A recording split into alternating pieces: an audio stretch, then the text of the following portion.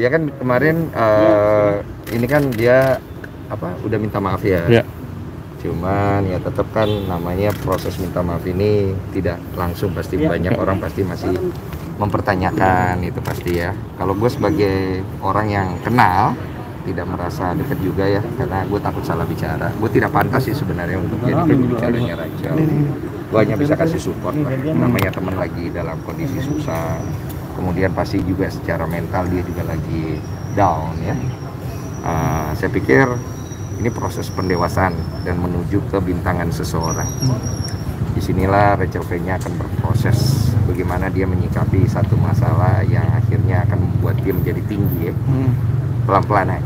Tapi ketika kemarin memang di sana pulangnya bareng nggak sih Mas atau seperti apa? Kalau berpisah di sana pas di sana ya, pas di sana itu kita pulangnya tidak bareng karena aku masih lanjut extend ke Las Vegas. Oke. Nah, si Rachelnya itu masih di LA dan kayaknya dia menginformasikan pulangnya duluan karena mau kangen anaknya katanya. Gitu. Mau ulang tahunan juga sama keluarganya. Tapi aku nggak tahu nih tanggal pulangnya. Kan aku lihat beritanya ya, aku WA Rachel semangat, masalah pasti akan berlalu, tinggal gimana nyikapinnya. Ini pasti tidak mudah, tapi kau pasti bisa gitu ya. Kalau butuh bantuan apa, kabarin aja, kita sebagai teman pasti mau support lah gitu.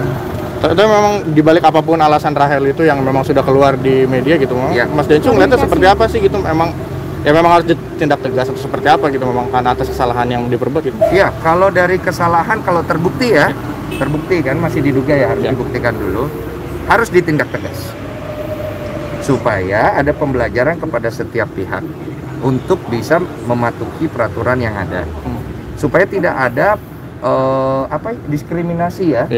Nah, karena ini negara ini udah banyak chaos dengan masalah diskriminasi, jadi mohon maaf ya Rachel ya, harus ditindak. Maksud karena Mas Denny juga pulang dari sana memang menjalankan karantina juga kan, mengikuti peraturan Mas Denny sendiri. Karena saya juga waktu awal juga sempat kepikiran kalau nggak karantina efeknya apa ya, kalau karantina efeknya apa ya, dan ternyata saya pikir saya jangan deh, saya karantina aja yang benar gitu loh, karena itu kan tidak baik ya. Budget dari Erigo ada budget. Erigo memberikan budget. Kalau kita mau upgrade, misalnya kita pengen budgetnya misalnya sekian nih, kita pengen hotelnya lebih bagus mungkin ya, berarti kan upgrade ya, itu dari dana pribadi lah, tambahan kayak gitu. Berarti itu biaya karantina untuk di hotel, bukan di Wisma Atlet? Bebas, mau dipakai di Wisma Atlet boleh, di hotel boleh, ya kan bebas. Siapa tahu mau hemat boleh kan, di Wisma Atlet boleh. Siapa tahu mau lebih boros di hotel, mungkin hotel yang lebih mewah boleh, bebas sih sebenarnya.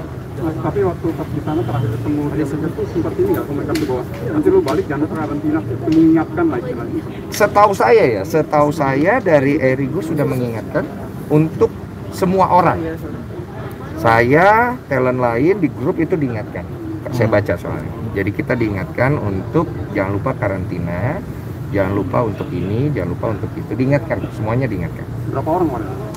Banyak kita, kalau yang influencernya aja sekitar 13 orang ya, itu belum tim-tim lain. Semuanya diingatkan untuk karantina, tidak lepas di influencer atau bukan.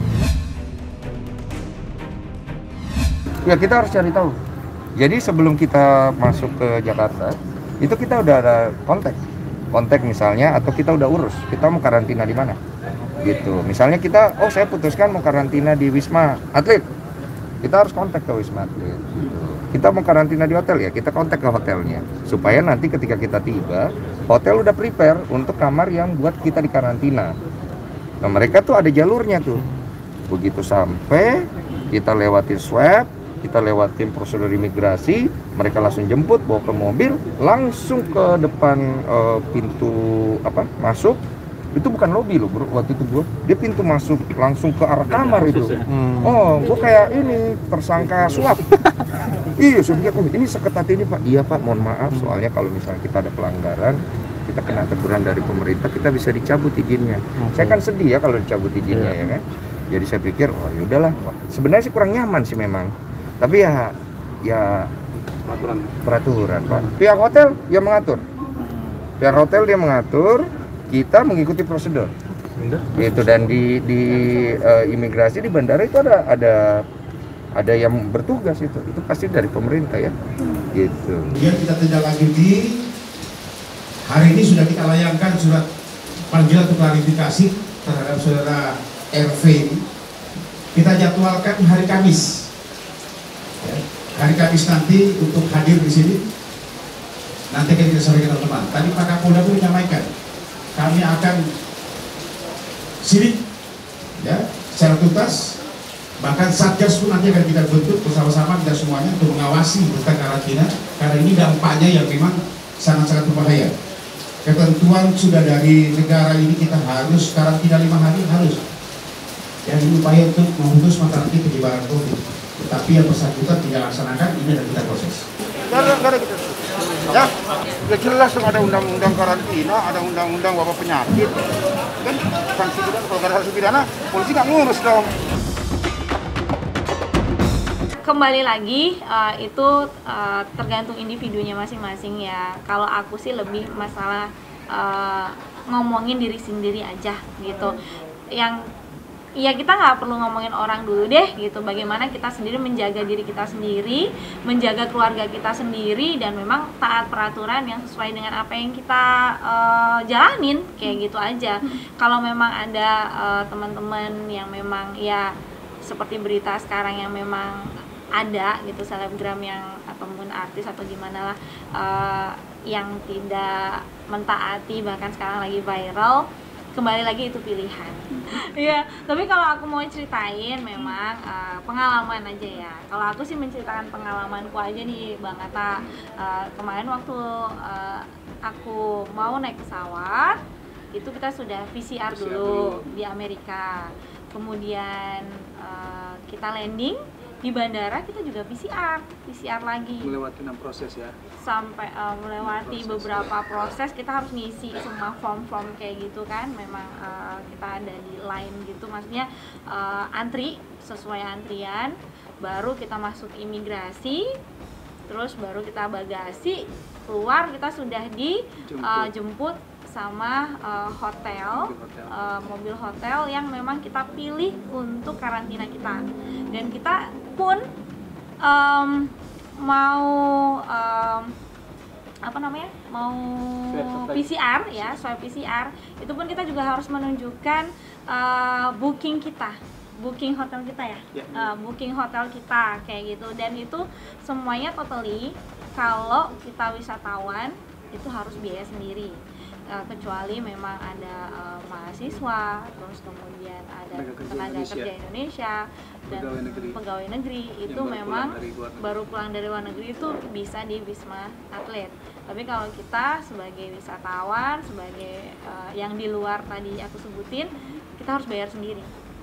Dan kita sebagai warga negara ibaratnya memang yang taat peraturan dan memang mengikuti aturan pemerintah dan mengikuti prokes, dan aku juga sayang dengan keluarga aku, ya aku mengikuti 8 hari aku udah booking, kemudian masuk hotel, blas nggak boleh kemana-mana. Even kita keluar pintu, kita keluar lobby aja nggak boleh, karena pintu akses liftnya itu dimatiin. Jadi kalau kita pencet itu nggak bisa kebuka, harus orang dari bawah naik ke atas lift untuk menjemput kita. Di hari terakhir kita di PCR lagi ya. Dan di hari ke-7 hari ke-7 kita swab PCR lagi, baru hasilnya keluar hari ke-8 negatif baru dirilis.